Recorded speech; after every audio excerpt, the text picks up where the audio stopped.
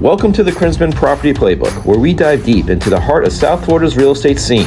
I'm your host, Matthew Krinzman, here to guide you through the strategies, insights, and community connections that make buying and selling real estate a science. If you're looking to move beyond the basics, build trusted relationships, and grow your understanding of this competitive market, you're in the right place. Every episode, I'll be bringing on local pros, from attorneys to contractors, to give you the inside scoop on what it really takes to succeed in real estate. So whether you're an investor, buyer, or just curious about the market, let's kick things off and get you one step closer to your real estate goals. Welcome to the Playbook. Hello, everyone. My name is Matthew Krinzman. I am the host of the Krinzman Property Playbook. I am a real estate broker associate here in South Florida with One Sotheby's International Realty.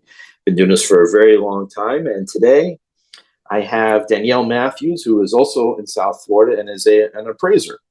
And we're going to talk about appraisals today. And this is actually something I know that comes up a lot for us, those of us in real estate, and not just for when it does we're doing mortgages, but Danielle will talk about more about what she does and why you are a helpful part of the real estate transaction or business, or does anyone looking for a value on their property. So Danielle, go ahead. Danielle Matthews with, what is it, Empire Appraisals? Empire Appraisals, Inc. I'm located in Coral Springs. I specialize in private appraisals for pre-listing, divorce, estate, date of death, as is, as repaired, anything you could need a personal private appraisal for. Gotcha. How long have you been doing this? Since 2003, so 22 years. Been around a long time.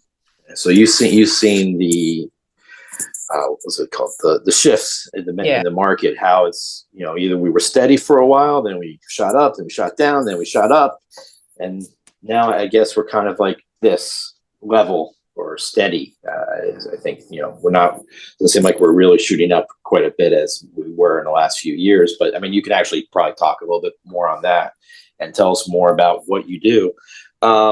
So you said you do private appraisals. Do you work for the banks at all, or you just do for people, owners, or like you said, probate or divorce? I prefer private appraisals. Lending work has gotten a little crazy. They focus more on automated valuations and things like that, property data collectors. So I don't really deal too much on the lending side. I do new construction, lots of new construction, some hard money loans. Okay. I stay with the products that pay the best. So. Sure. Yeah. So, I mean, you're talking about the automated values. So just speak on that, just so people who are watching this may not know what that means. What is that exactly?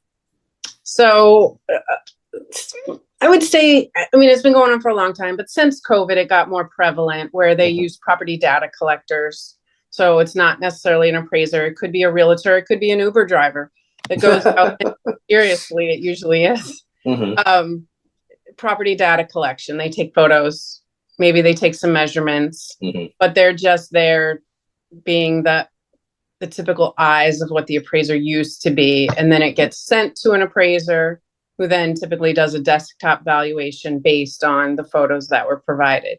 Those are usually done for loans that have, 25% down. So they have enough equity in there. Yeah. It's a neighborhood with 4 or 5 models that an PM can pretty much dictate it's between 800 and 850. So the appraisal is just kind of pinpointing the exact number. So there's a lot of that going on, a lot of waivers. So I guess also, I guess there's an algorithm also involved, that they use. I know there's a couple of different companies. Obviously, Zillow people will be most familiar with Zestimate, which is kind of something like an automated value metric that they use.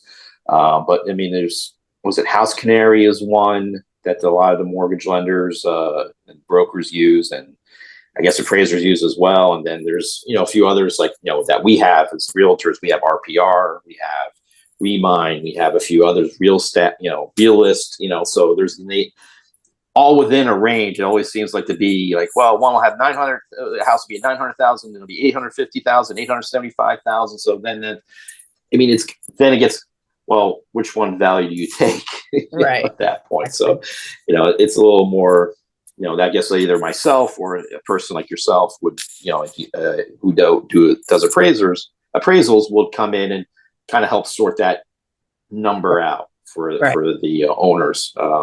So you talked about that you do for private, so you do for hard money lenders and for new construction. So that's something that comes up a lot. Obviously, we have a lot of new construction. We get a lot of hard money lending down here to help either bridge the gap, or someone's looking to do an investment, or is trying to get financing for a purchase. So let's talk about that a little bit more, about how you come into play there.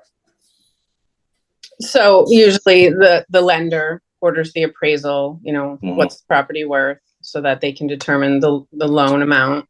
Right. That's usually where I come in. I mean, I do refinances, I do purchases. The market's it's definitely changing. So I do a lot of pre-listing. So the homeowner just wants to know, where am I at? I need to sell quickly. What am I competing with in my neighborhood? Sure. Yeah. That's important to not just know what your closed sales are, but currently what you're competing with, because inventory is definitely on the rise. And if you absolutely sell quickly, you need to be priced correctly. Which is something I, as an agent, have that conversation a lot with sellers and also with buyers, at the same time. But with sellers, it's like, well, I want to rent list for, my neighbor sold for $1.1 million. I want to list for $1.5 million. Well, that doesn't make much sense. Maybe in 2021 it did, or 2022, when the market was just going crazy and it was limited inventory. But now in 2025, that's definitely not the case. Like you said, you need to be priced correctly to the market in order to get sold, because now obviously properties are staying on the market more than 2 days. Yes. Now we're reaching, probably in some cases 60 plus days in some areas. But go on, let's talk more about that and how you come into play, and how you can help, the sellers or anyone else who's looking just for a value. So, I assist the sellers in pricing their home, showing them what they're competing with, what the closed sales are. But most importantly, some changes came with Fannie and Freddie recently with market trends adjustments. So they are getting very strict on wanting to see market trends adjustments, plus or minus, by the month. Really? Just talking about, we're overall stable, or we've been stable during the last 6 months. Sure. Now they're requiring adjustments for comparables. So new softwares come out for appraisers that analyzes, literally day by day the market trends. And it's been very interesting over the last 30 days seeing what this software brings and shows. And it's definitely, the market is changing. It is declining in some areas, believe it. And that's a reality check that sellers need to be aware of if they really need to sell their property. Right. Yeah, it's obviously something again, like all real estate is local, so it depends on the neighbor. You can go neighborhood, street by street. Especially here in South Florida, a lot of times it really can be just like street by street where you see a difference, or by the zip code.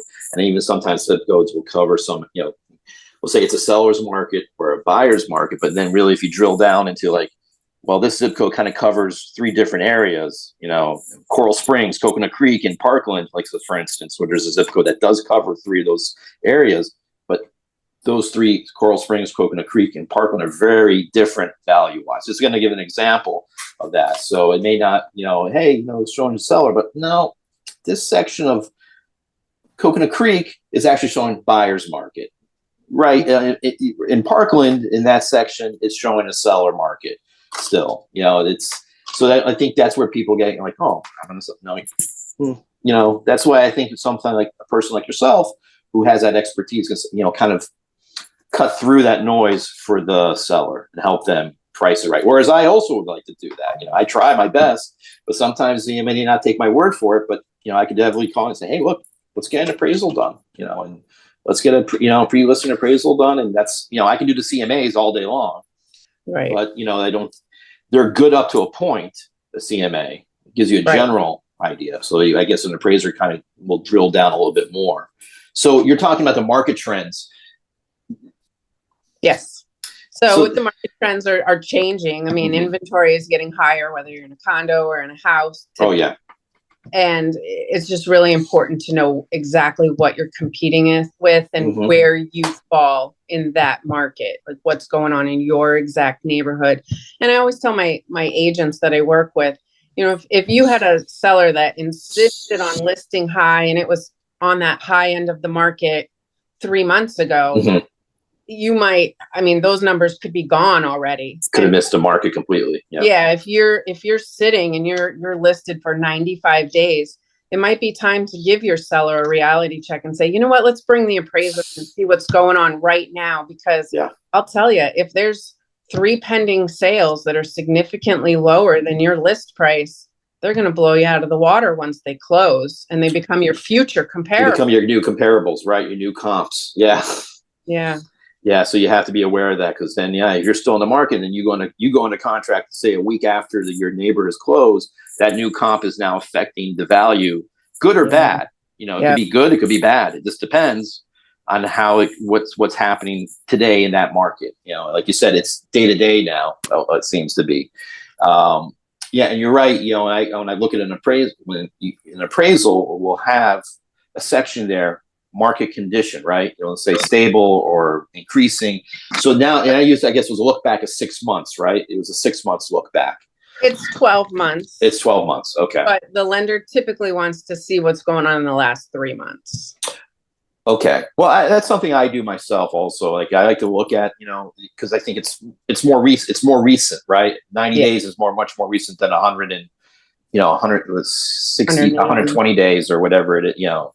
So yeah, it does. I think it helps. Yeah, 180 days, whatever it may be, because it used to be like what I think in an appraisal. How far back will you go for a comp normally? I mean, you can go up to 12 months. Okay. But now, especially now with Fannie and Freddie, there needs to be adjustments, either positively or negatively, because, you know, with technology that we have now, there should be an adjustment, whether it's 1%, 3%. They're wanting to see adjustments on every comparable, whether it's positive or negative. And there's some that the report will have 2 positive adjustments and a negative adjustment, just depending on time of contract. Because the adjustments go back to the date of contract, not the date of sale. Really? Oh, wow. Yeah. Date of contract. So you can be on a contract for 30, 60 days sometimes. Yeah. You know, and interesting. That's a tidbit of information I did not know. And I'm happy you're bringing that up, because I think now that for realtors, for those of us out there in the real estate, you know, who are selling or trying to market these properties, now this is a good bit of information we definitely do not know. Right. Unless we have a relationship with a lender, or, you know, now with you, you know, obviously you're in the field, you know what the Fannie and Freddie are asking on a daily basis. So this is good knowledge for us, and also for sellers and buyers to know, hey, look, this is what they're doing now. So be aware, you know, of this could obviously affect the deal, right? Yes, you know, at the end of the day, a 1% difference could mean a huge amount of money in some cases, you know, or 2%, plus or minus, you know. But I have a feeling it's more on the minus side right now. If based on the tone, on your tone, I have a feeling it's more toward the negative, which I hope at some point it turns around and we get back to the positive. But I mean, I think we're fortunate to be in a good market either way, where people still want to come to. And I always tell sellers, look, what you paid for your property now, back if it was even 4 years ago, you're still ahead of the game. You know, you're doing okay. You know, you're not doing as great as you would have done in 2023. Yeah. Or middle of 2024, but still you're doing very well for yourself in most cases. So let's get into now new construction. You said you do a lot of that. That's something that's really that's a hard one to figure out, because there's no comparables, right, at that point. So how do you do that? So usually the lenders require, let's just say the builder is Lennar. So you have to have at least 2 Lennar sales and preferably 2 outside sales. Minimum of 1, but preferably 2 that support the sale price, the contract price. So they're wanting to see what the competing builders are doing, what the quality compares to, and also listings. You have to have 3 listings typically in an appraisal, in a new construction or any appraisal. Right. So, what the market's doing right now. They're wanting to see what the current days on market are, what the list prices are looking like, and then closed sales. What were they selling for? Were they selling within 90 days? Are they now, over 120 days on market? Right. So it's a little bit of everything that the lenders are looking at. Interesting. So, but let's say there's, it's a brand new community. Like we have a lot of brand new communities in and around South Florida and Florida in general. And also we have a lot of brand new construction as far as condos go too, where there's no comparables yet. How do you resolve that? How does that get resolved? Outside sales. But let's say there's something that's like we see, I don't know how many, like the condos really fall into that Fannie and Freddie because they're usually a lot more expensive than what Fannie and Freddie are lending on. But let's just say, for instance, hey, this is a brand new building, the next building, it doesn't really compare. There's nothing in the neighborhood that compares to it. How does that get resolved? I haven't done a new construction condo in a long time. We don't have too many around, right. Or other than, real high end on the ocean. And then I haven't really done an appraisal in one of those in a long time. They're different kind of loans than we would, do. So the majority of the new construction is single family and townhouses, mostly in county. Sure. So you also do a lot of work with the divorce attorneys, and I guess also with some probate as well. How do you help in that regard? How are you helping the divorce or the, in this case, because the marital asset would be a home a lot. Most of the time, if there is a home, it's a marital asset that has to get figured out by both sides. So how do you come into play?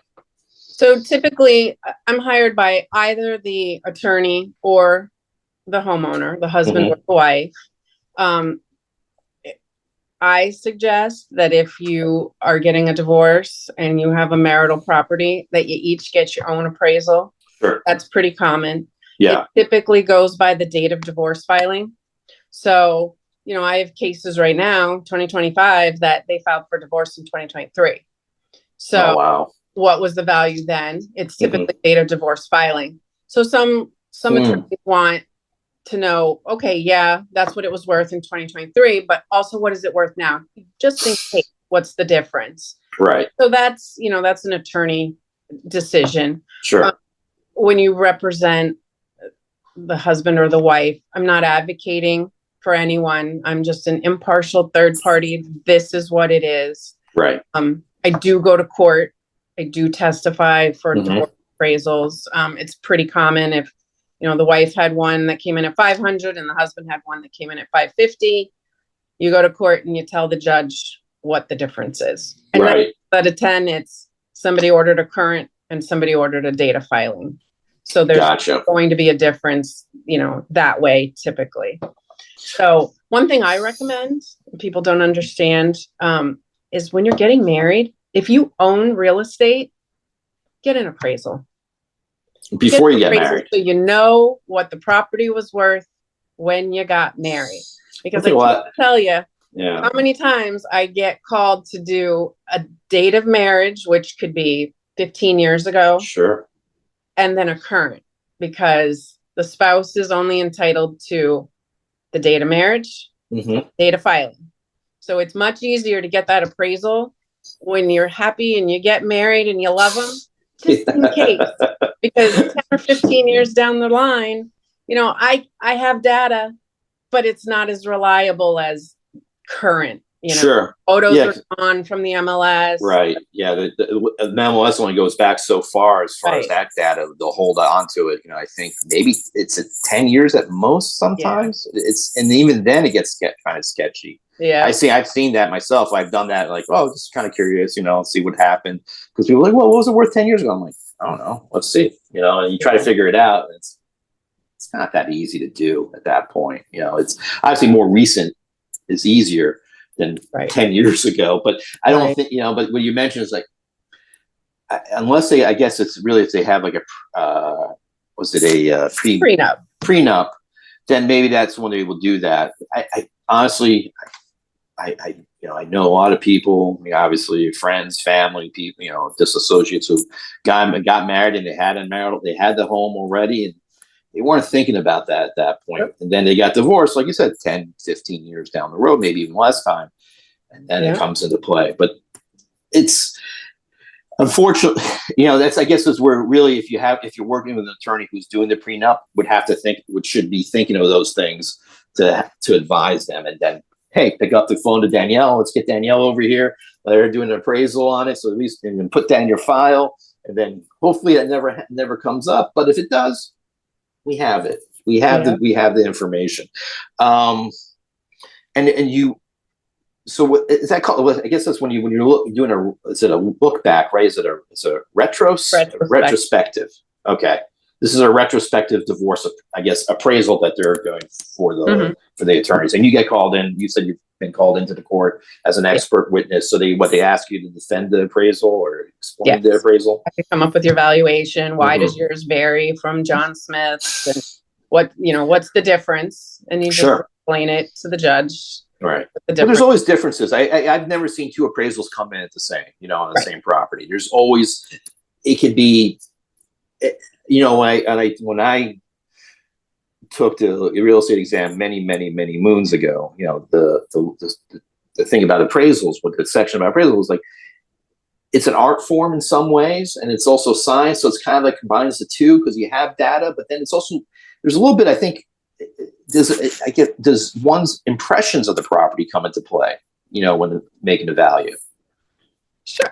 I mean, appraisal is an opinion of value. It's common for appraisals to vary. The only time you would typically have two appraisals coming in at the same is on a purchase. Sure. Somebody said the purchase price is $800,000, and I say yes or no. Yeah, I agree. It could be worth $795, but you know what? 800 is in that range. It's in the range. So, yeah. I mean, we can vary 10% from each other without raising any red flags. Now you also do estate appraisal. So this is when you come into play. When is someone calling Danielle Matthews at Empire saying, hey, we need an estate appraisal? When does that happen? Or when should it happen? A couple different scenarios happen with that. So it can be, it's always obviously when someone passed away. So if a property is in a trust, you do a date of death appraisal when within the trust passes away, and that resets the tax. Right. Okay. So husband passes away, you do the appraisal as of, last month, and then a year later the wife passes away. Then you do an appraisal as of that date for when the children inherit the trust, and that it resets the tax basis for that. And a lot of people don't understand that they needed that. So I get a lot of retrospective work for that. They'll go, oh, my dad passed away, 2.5 years ago, and now my mom just passed away, and we found out that we need these two different valuations. So that, or the other scenario is somebody passed away and it's just in a will and it's being sold, and there's multiple heirs to the estate, and the judge a lot of times days before closing or the day of closing says, nope, we need an appraisal to make sure that this is fairly being distributed, and we're not selling it for under market. Right. Yeah. No, I've been an agent on a few probate in the past, and you're right about that. The judge usually is pretty fair. They want to, they're looking to just, but like you said, they want to know. The judge is like, hey, let's just make sure everyone's getting a fair share here, and this is the right value. I've seen that happen. Usually it's not maybe the day of. They usually do it a little bit before, or when they go into contract, or before they go into contract, so that information is there, and they know that the property is being sold at a fair value, like you said. And that's that's the good thing about the judge and the probate court. He's just they're looking out for everyone in that case. But hopefully, a lot of times you try to avoid probate, obviously, with depending on how you put your properties into a trust or things like that. But like you said, you would be called, and then if the state has to reset the tax, the tax basis, that's obviously helpful because, you know, the last thing you want to do is be on the wrong side of the IRS on these things. I mean, they want their cut no matter what, you know, and you want to be right about it, and you don't, and then that way everyone is, you know, on board. So how about when an estate's being created, like, you know, when they're doing a trust and things like that, are you called then, or are you just really, is it after, you know, after the fact? It can be when it's being established, just to know, you know, what are we dealing with? What is the estimated value of the property? Right. Now, we talked about Fannie and Freddie. There's two that we haven't touched about, FHA and VA. And based on my experience, I mean, they're great loan programs for that. I mean, the VA is amazing. I mean, that I've done a few of those with buyers, and the VA, which is the Veteran Affairs, so everyone knows what it means. The Veteran Affairs, you know, they have a great loan program for those veterans who have served, you know, who have served or serving, you know, the country. But, you know, I always got pushback from sellers saying, wait a second, I don't want to do the FHA or the VA because there's this weird appraisal contingency in them and inspection contingency. But I always try, you know, like, eventually you're able to overcome, but let's talk about that, you know, how that differs from the Fannie and Freddie. So FHA has more strict guidelines. So when you come out for an FHA appraisal, there has to be certain things working. Your utilities have to be on. Appliances. All utilities have to be functioning. Yeah. Your stove needs to work. All four burners of your stove need to work. You know, things like that. Your microwave, if the microwave is present, it needs to work. Sure. If the dishwasher, if there's not a dishwasher in the hole, then it doesn't matter. That's okay. But if it's there, it has to needs to be working. Yeah. So there's rules like that. You know, there can't be peeling shingles. There can't be peeling tiles. There can't be water stains on your ceiling from a prior roof leak. Most importantly, there can't be peeling paint. Right. Peeling, flecking paint. I mean, people think it's not a big deal, but if it was built before, I think it's 1972, there's a potential that it could have lead-based paint. Yeah. So if there's any peeling paint, it must be removed from the property. So there's really strict rules, especially with things that, you know, people think are petty. You know, they just are requiring it because they want the property to be move-in ready. Right. Because it's typically a lower down payment, maybe a lower credit score. So they're making sure that you're not moving in and needing $10,000 in repairs, $20,000 in repairs. So there's certain requirements of repairs. I mean, if you're in a neighborhood that has predominant FHA, VA buyers, I always recommend getting a pre-listing, not just for the value, but just having the walkthrough of what to do before the bank appraiser comes out. An FHA appraisal stays with the property for 6 months. Right. I know that. Yeah. So that's also important because if someone doesn't buy it. Falls through. Yeah. That's the value for buyer B, C, D. It's there. So, you know, a lot of times people will just say, okay, that's it. It appraised for 500. I'm not selling it for less than 525. So no more FHA for the next 6 months. Right. Which is the seller can reject that. Yeah. That right. Absolutely. So that's the bad thing is with a conventional, every time an appraiser comes out, it's different. And it doesn't matter how many buyers you've had. With FHA, it's one appraisal for 6 months. Right. Is that the same for the VA too? I'm not sure how long they stick with VA. VA has their own appraiser panel. And it can only be ordered from a VA appraiser. And I can't speak to their guidelines specifically. I don't work for VA. Got it. It does. It's similar in the sense that they do require repairs and the appraisal does stick with the property. So, you know, let's say someone, I've had this come up where they had an appraisal done, you know, they were buying the property for whatever reason, they weren't able to get a Fannie or Freddie Mac approved, you know, back loan. So they have to go non-QM at that point, which is non-qualified mortgages for those out there who just understand that what the acronym is. they have an appraisal already done. And the appraisal was, fine as Freddie Mac, for Fannie Mae, but there was other issues why they couldn't get the loan. Let's just say now they're going to non-QM route. Can they use that appraisal again, or does it have to be, they have to order a new one? Lenders are doing all different things now. So, I mean, they are transferring appraisals. They can transfer to another lender without the appraiser being involved, but the appraiser cannot make any changes for the new lender. Understood. They worked for lender that ordered it initially. Right. So absolutely the appraisal can be transferred to a new lender, but the appraiser has nothing to do with that. Understood. So yeah, it's just, they have to accept, the lender would have to accept it as is, say, right. All right, yeah, that's good for us. It works for us. It's recent enough. We're not, we're good. So we talked about estate appraisals, divorce appraisals, the pre-listing versus CMAs, which is something I do with this. So everyone knows what a CMA is. It's comparative market analysis, which is a lot what the realtors, real estate agents do for, a lot of times. It's, I'm just trying to think what else, where else are you needed, in the process?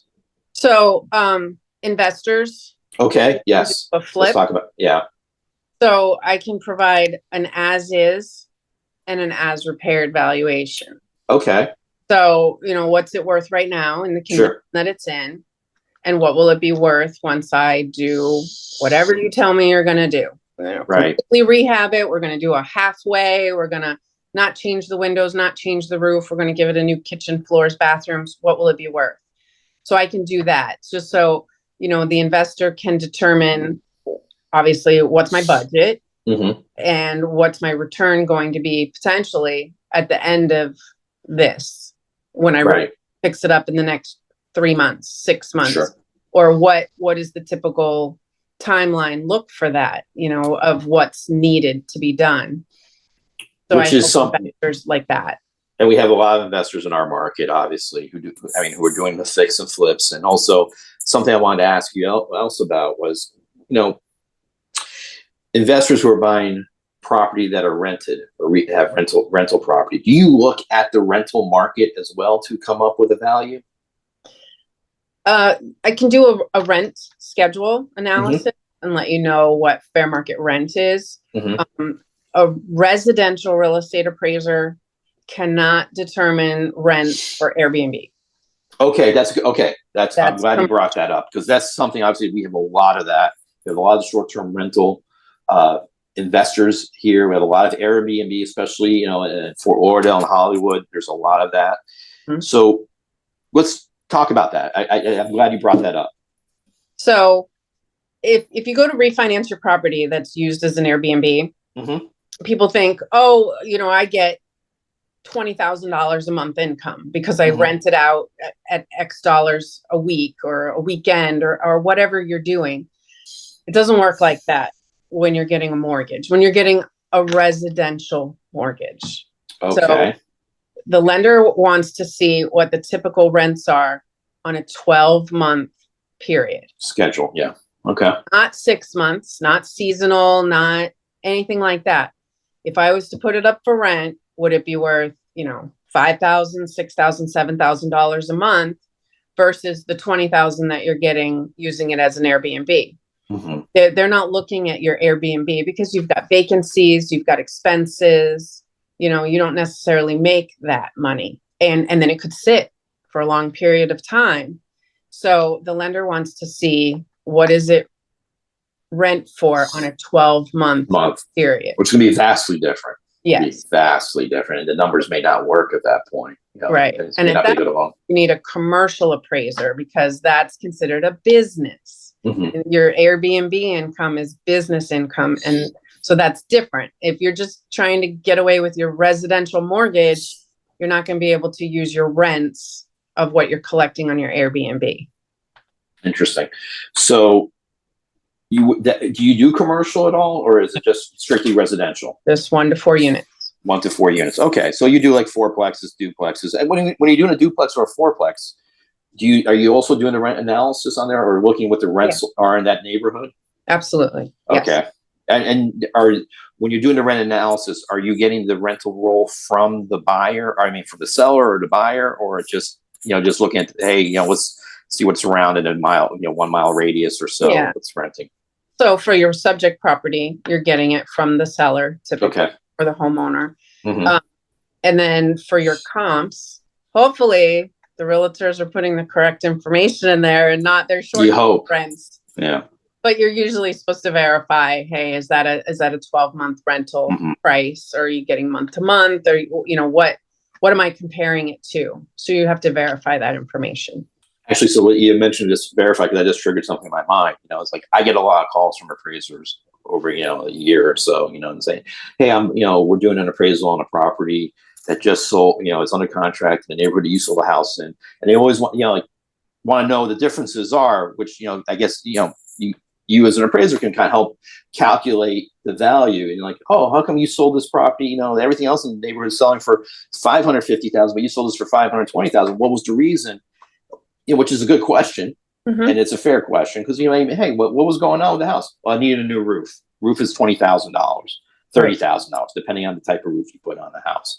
Well, look, the plumbing was bad. And, it was old galvanized plumbing, and they had it's going to be a $15,000 job. So which I guess will, obviously as an appraiser can factor into the value of whatever the home you're appraising, because they'd be superior. It could have the new roof, it could have the new plumbing, not have any of these issues. So that factors in, the plus or a minus when you're adjusting the property, which I'm glad you mentioned that, because I don't think a lot of people know that will factor in.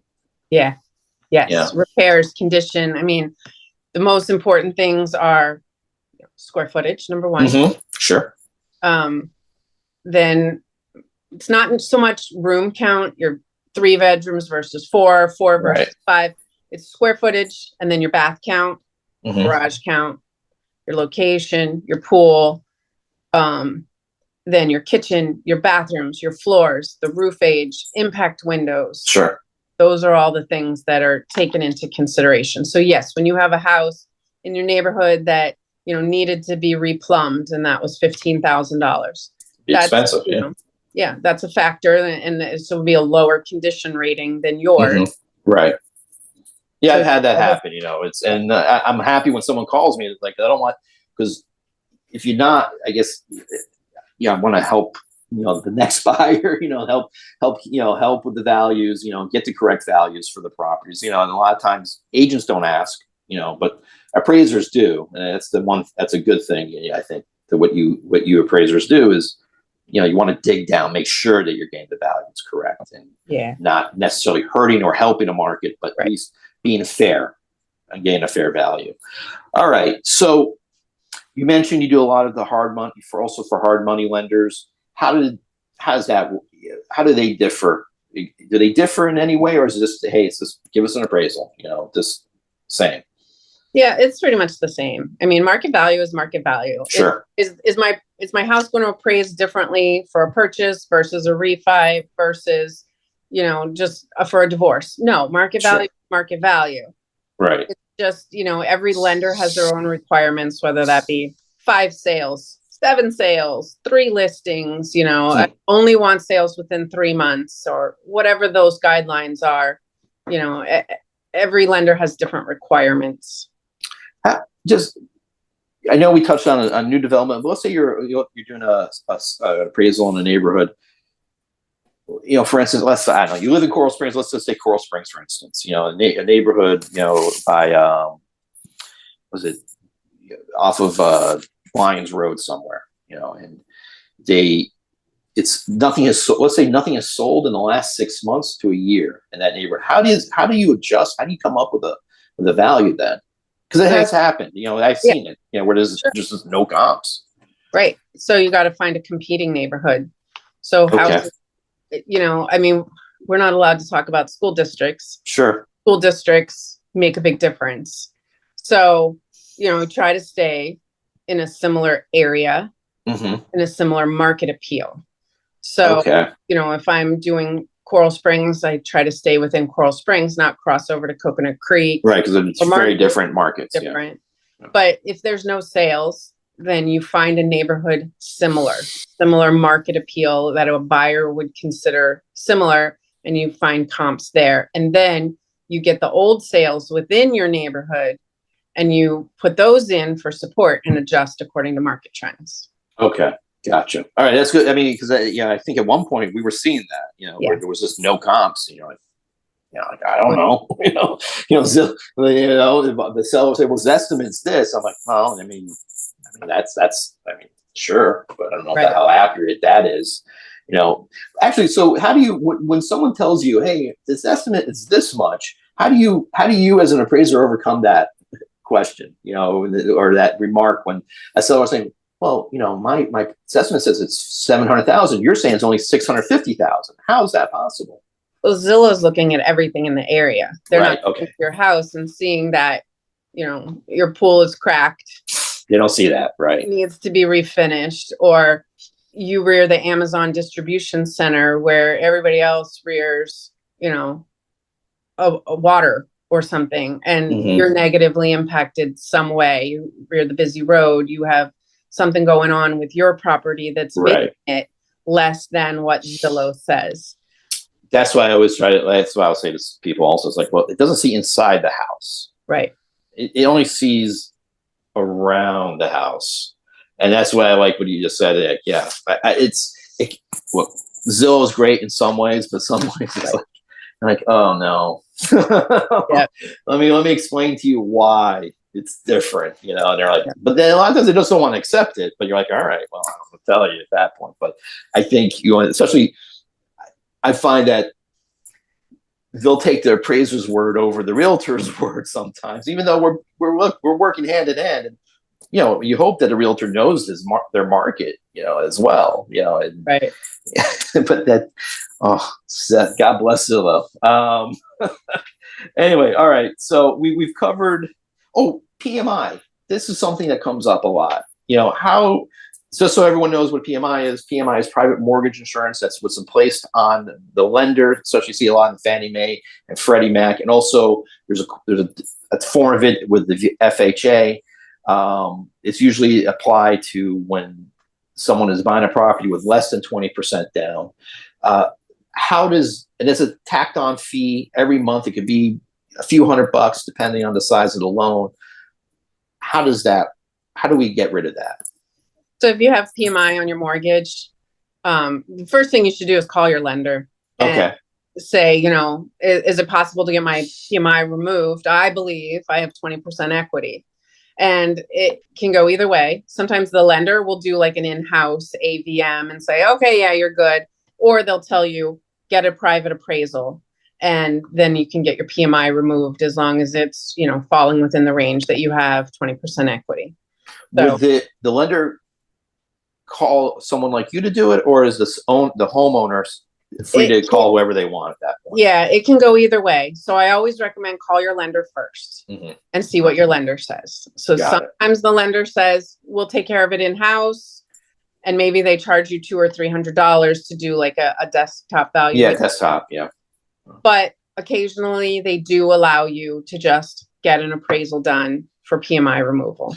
Also, one thing I wanted to bring up, that you talk about the lender calling for their appraisal, just so everyone's clear, the buyer has no control over who the appraiser is, and the realtor has no control over who the appraiser is. Because it used to be, once upon a time, you could have some influence on it.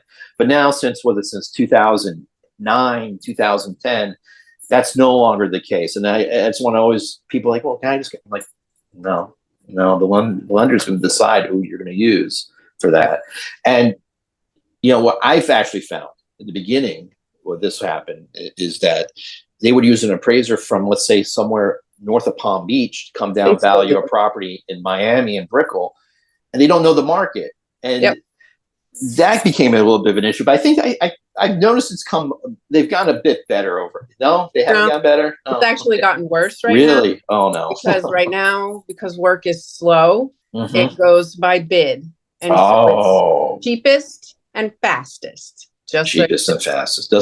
By the way, folks, doesn't mean it's good. Right. The cheapest and fastest does not make it necessarily a good thing. It could be a bad thing. Yeah. And a lot of times it is, because you're just working for the lowest denominator at that point, and you're not getting the quality. Yeah. appraisal. So I'm glad we touched on that. So look, we've really, I think we've covered a lot today. We've covered the pre-listing versus CMA, divorce, estates, market shifts, and how now you're adjusting for that on a daily basis now, according to for the lenders. The difference between a conventional FHA, VA appraisals. Who's your ideal? We're going to wrap this up. Who's your ideal person for you to call Danielle Matthews and say, I need you? So anybody getting a divorce. Okay. Anybody that has had a recent, date of death and needs to reset the trust, or, if you're an investor and you're looking for an as is, as repaired, or a cash buyer, I always recommend, get a private appraisal just to make sure, know. Sure. I like that. And by the way, folks, if you were listening, you're getting married and you already own the home, get an appraisal done. Yeah. Because just stick it somewhere in a safe or a file cabinet, forget about it. But God forbid something happens, you have it. So you have a look back. That's a good bit of information. I'm sure I know some people who would have wished they had that. All right. How do we find Danielle Matthews? How do we find you? So my website is appraiserdanny.com. How do you spell that? Just so everyone knows, we can spell that out. APRAISERDANI, Appraiser Danny, or same on Instagram at Appraiser Danny. Mm-hmm. And my phone number is 954-263-1312. And the name of the company one more time? Empire Appraisals, Inc. And you're located in South Florida. And do you cover all South Florida or just certain areas? Dade, Broward, Palm Beach. Okay. Good to know. Okay, great. All right. Well, Danielle, I really appreciate you coming on, with me. And this was a great, I think this is helpful, knowledgeable. Hope people learn something from this when this gets put up. I always learn something new and helpful. I've been doing this for a long time, like I said. So people, you're never too old or too young or been in the business too long or too short of a time to learn something. It's honestly, this is a great thing about real estate. There's every day there's something new. And I always tell people the day I quit the business is the day I stopped learning something new that day. If I've seen it all, which I have not, thank God, not yet, I'm going to continue doing what I'm doing. I enjoy doing it. So thank you everyone for tuning in to the Krinzman Property Playbook, and we'll see you next time. That's it for today's episode of the Krinzman Property Playbook. I hope you've gained some valuable insights and feel inspired to take your next steps in the real estate game. If you're ready to make a move or need expert guidance, let's connect. Whether you're buying, selling, or looking to invest, I'm here to help you navigate the South Florida market with confidence. You can reach out to me directly through my website or on social media. Let's get the conversation started and make your real estate goals a reality. Thanks for tuning in, and I'll see you next time on the Krinzman Property Playbook.